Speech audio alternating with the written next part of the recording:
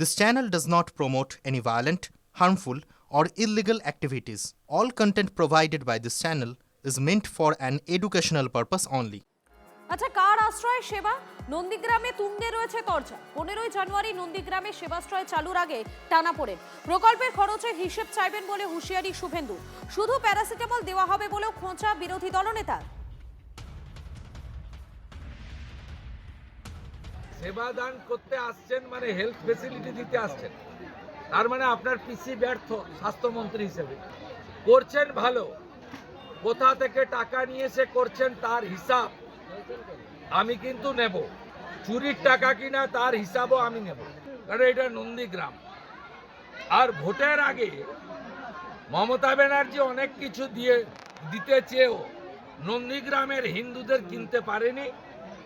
আর ওই একটা paracetamol tablet দিয়ে ভাইপো বাবু আপনিও নন্দীগ্রামের হিন্দুদের কিনতে পারবেন না। নন্দীগ্রামে সেবাশ্রয় চালু করা নিয়ে কি ঘোষণা করেছিলেন অভিষেক, শোনাবো আপনাদের।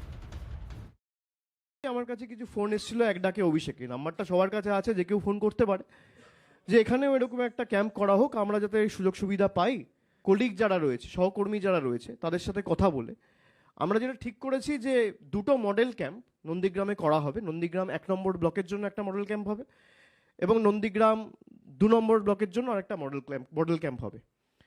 এবং যতই করো হামলা আবার জিতবে বাংলার কর্মসূচিতে আমি যেহেতু 15 তারিখ পূর্ব মেদিনীপুরে থাকবো, আমি সেই ক্যাম্প উদ্বোধন করতে নন্দীগ্রামে যাব।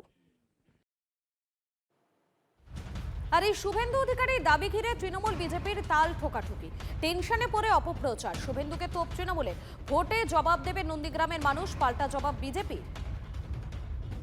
নন্দীগ্রামের বুক থেকে কোনো মানুষ অসুস্থ হলে আপনার সহযোগিতা পায় না, সেই মানুষ অভিষেক ব্যানার্জির কাছে আবেদন করেছিল, তাতেই গাত্রদাহ। কারণ 4 দিন আগে তৃণমূলের যে জনসভা হয়েছে নন্দীগ্রামে, তাতে জনজোয়ার, সেই জনজোয়ার দেখে বিভ্রান্ত দিশেহারা নারদা অধিকারী আমাদের উন্নয়নের পাঁচালী ট্যাবলোতে আক্রমণ করেছে। এটা অত্যন্ত লজ্জার বিষয়। তৃণমূল একটি অশিক্ষিত চোর ডাকাতের দল বলে এই সব বলে বেড়াচ্ছে। তার পিসিকে জিজ্ঞেস করুন যে এই সেবাশ্রম প্রকল্পটা তৃণমূলের কাছে চালানো কতটা যুক্তিসঙ্গত। ওনার পিসি তাহলে ব্যর্থ, তাহলে ফেলিওর। চোর ডাকাত ছাড়া কেউ এইসব ফালতু প্রচার করে নন্দীগ্রামে কোনো রকম ফায়দা নিতে পারবে না। আর এদিকে সেবাশ্রয় নিয়ে রাজনৈতিক আকচাকচির মধ্যে মিশ্র প্রতিক্রিয়া এলাকাবাসীর। ভালো চোখে দেখতে, যে এক কথায় বলতে গেলে আর কি, যেটা মানুষের উপকার হবে বলে। এই জন্য যারা আমাদের ধরুন একটা সাধারণ জিনিস, আমাদের একটা অসুখ করলে পিজি যেতে হয়, সেখানে যেতে হয়, সেখানে ডাবল হারবার পরে চালু হয়, আমাদের কোথাও যেতে হবে না, এইখানেই থাকবো, এইখানেই সব কিছু পাবো। ওনার পিসিমণি যিনি তার এই ভাঁওতাবাজি দিয়ে এইসব হসপিটালগুলো করেছেন, সুপার স্পেশালিটি বলছেন, তার অবস্থা যদি এই হয়, উনি তো ভোটের জন্য এটা করছেন। ধর্মের রাজনীতিতে বাংলায় নতুন অবতার হুমায়ুন কবির। ভরতপুরের বিধায়ককে নিয়ে বছরের শেষ রবিবার একেবারে হুলুস্থুলুস কাণ্ড বেঁধে গেল।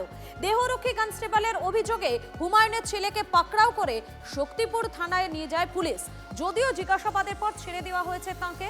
সিসিটিভি ফুটেজ এবং হার্ড ডিস্ক সংগ্রহ করেছে পুলিশ। ফুটেজ পাঠানো হচ্ছে ফরেনসিক পরীক্ষার জন্য। তদন্তে সহযোগিতার আশ্বাস দিয়েছেন হুমায়ুন পুত্র খবর সূত্রে। বাড়িতে যদি কোনো রকম পুলিশ কোনো অশালীন আচরণ করে, বৃহস্পতিবার মুর্শিদাবাদ জেলার পুলিশ সুপারকে ঘেরাও করে এর জবাব নিয়ে বহরমপুর শহরকে স্তব্ধ করে। আধিকারিকরা যেটা ভালো বুঝবে করবে। খুশি? আপনি কি আলোচনায় খুশি? নিশ্চয়ই খুশি। হুমায়ুন কবিরের বাড়িতে পুলিশ, পাল্টা এসপিকে ঘেরাওয়ের হুঙ্কার হুমায়ুনের। কয়েক ঘন্টার মধ্যেই আবার সুর নরম জেইউপির প্রতিষ্ঠাতার। রবিবার সকালে আচমকাই মুর্শিদাবাদের শক্তিপুরে জনতা উন্নয়ন পার্টির প্রতিষ্ঠাতা হুমায়ুন কবিরের বাড়িতে পৌঁছে যায় পুলিশ। পাকড়াও করা হয় হুমায়ুন কবিরের ছেলে তৃণমূল নেতা গুলাম নবী আজাদকে। পুলিশ সূত্রে খবর, ভরতপুরের বিধায়কের ছেলের বিরুদ্ধে মারধরের অভিযোগ করেছেন হুমায়ুনের দেহরক্ষী পুলিশ কনস্টেবল। পাল্টা হুমায়ুন কবিরের দাবি, ঘরে ঢুকে তাকে হুমকি দিয়েছেন ওই কনস্টেবল, তাকে ঠেলে সরায় ছেলে। প্রথমে এই নিয়ে পুলিশকে পাল্টা হুঁশিয়ারি দিলেও শক্তিপুর থানা থেকে বেরিয়ে কিছুটা সুর নরম হয়ে যায় জনতা উন্নয়ন পার্টির প্রতিষ্ঠাতার। তবে তিনি এও বুঝিয়ে দিয়েছেন এসব নাকি তার কাছে ছোটখাটো বিষয়। আধিকারিকরা যেটা ভালো বুঝবে করবে। আমার ছেলেকে নিয়ে এসছে, ছেলেকে তার বিরুদ্ধে যা করবে, আমার বিরুদ্ধেও যদি কিছু হয় আমি আইনের দ্বারা সেটা দীর্ঘদিন সিপিএম এর মোকাবেলা করে এসেছি, আজকে আবার শাসক দলের বিরুদ্ধে গেছি। এসব ছোটখাটো হবে, এসব আমার অভ্যস্ত আছে 43 বছরের রাজনীতিতে। আর ঘটনা সামনে আসতেই বিরোধীদের মুখে সেই প্রতিহিংসার তত্ত্ব। গোটা রাজ্যে যে এনাদের পিসি ভাইপোর বিরুদ্ধে যে কথা বলবে পুলিশকে লেলিয়ে দেবে, এটা অত্যন্ত স্বাভাবিক। এই জন্যই তো পশ্চিমবঙ্গ জুড়ে আওয়াজ তোলা উচিত। এটা বিজেপি তৃণমূলের রাজনীতি। যদি তুমি ওদের কথায় সায় দাও তাহলে রাজ্য বা কেন্দ্রীয় পুলিশ তোমাকে পাহারা দেবে, আর তুমি যদি ওদের বিরোধিতা করো তাহলে তোমাদেরকে মামলায় জড়াবে। উনি নিজে স্বীকার করেছেন যে নিরাপত্তারক্ষী মারেননি, মেরেছেন ওনার ছেলে এবং উনি ঘাট ধাক্কা দিয়েছেন।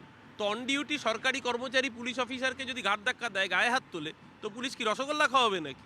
সব মিলিয়ে তৃণমূলের সাসপেন্ডেড বিধায়কের ছেলেকে পাকড়াও করাকে ঘিরে বঙ্গ রাজনীতিতে শোরগোল। কৌশিক ঘোষের রিপোর্ট, TV9 বাংলা।